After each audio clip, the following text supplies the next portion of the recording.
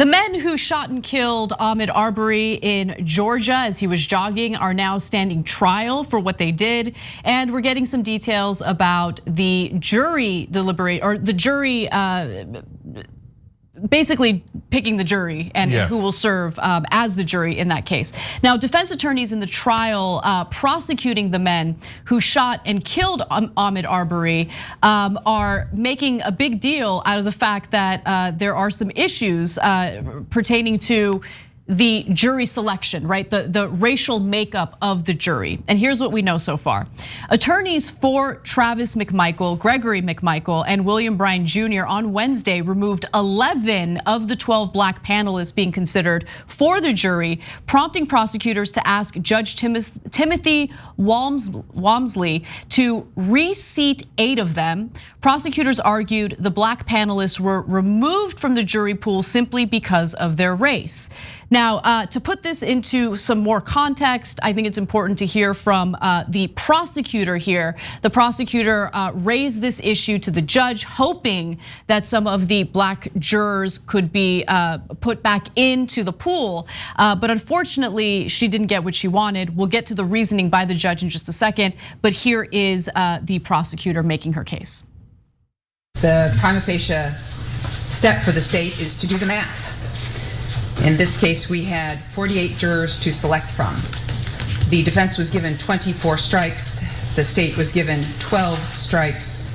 And in this case, we had 12 African-American jurors.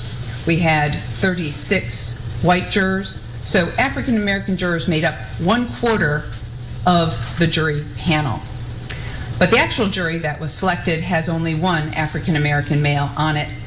It has 11 white people on it. They exercised 13 strikes against white jurors and 11 of the strikes against the African-American jurors, seating only 1 African-American juror on this panel. We asked the court to find that the state has made its prima facie showing of racial discrimination based on the math for this case. Now, since this is a trial that has a pretty massive racial component involved, I mean, we're talking about 3 white men who were standing trial for the fatal shooting of a black man while he was jogging.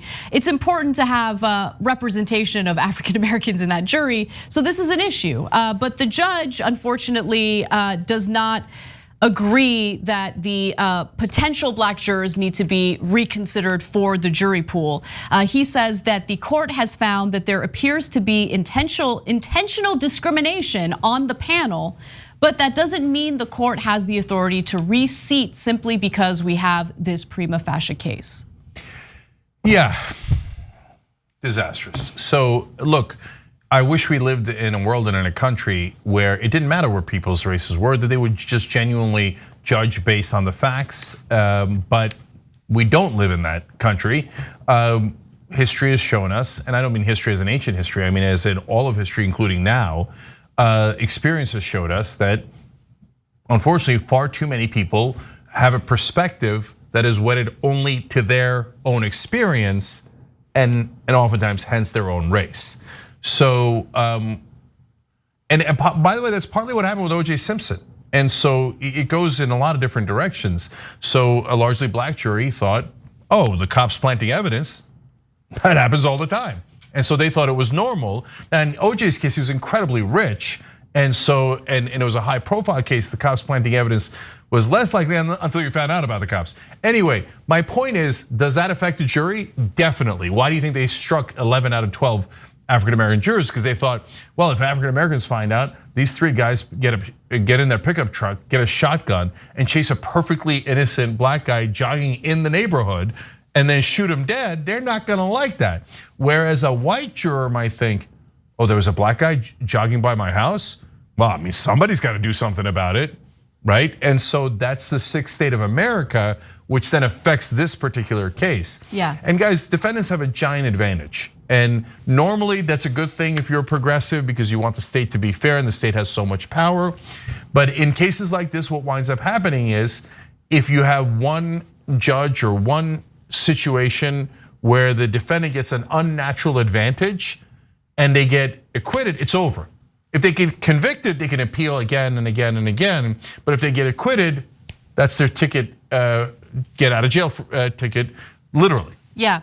I want to also give you a little more information about how this process works and what the judge's reasoning was in allowing this to happen. Because the defense attorneys can't just dismiss potential jurors because of their race, right? There are rules against that. However, there needs to be other stated reasons for why these individuals are being dismissed.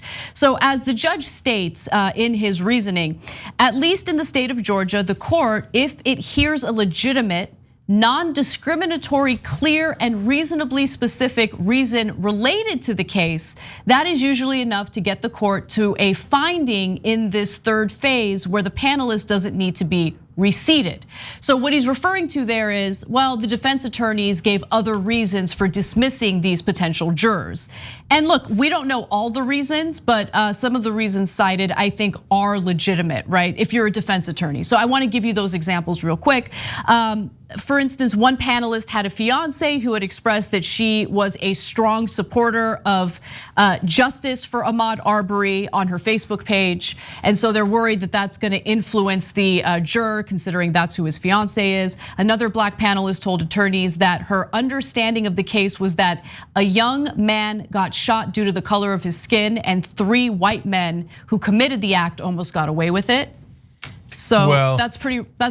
I mean, yeah, I think look, it's I think, no. I think the way that we pick juries is absurd, right? Because that means you just heard about the case.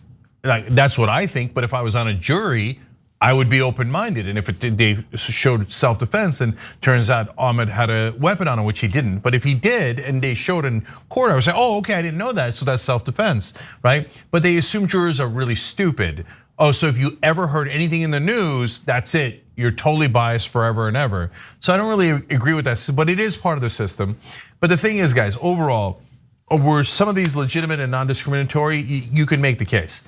Were all of them legitimate and non-discriminatory? They just happened to eliminate 11 out of the 12 African Americans? Hell no, and you know it, everybody knows it. And that's by the way, this is now a lighter side of a very, very serious story. The only time I can impress my wife is when I use legal terms that are Latin. So I say prima facie case at home all the time, okay? Because it's like one of 2 things that I remember from law school.